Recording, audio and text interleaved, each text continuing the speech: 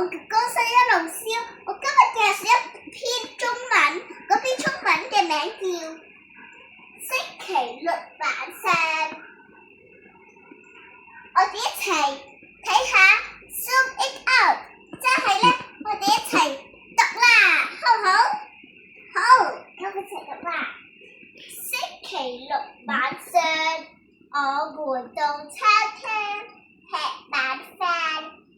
爸爸吃牛扒，媽媽吃沙律，我吃漢堡包，大家都很滿足。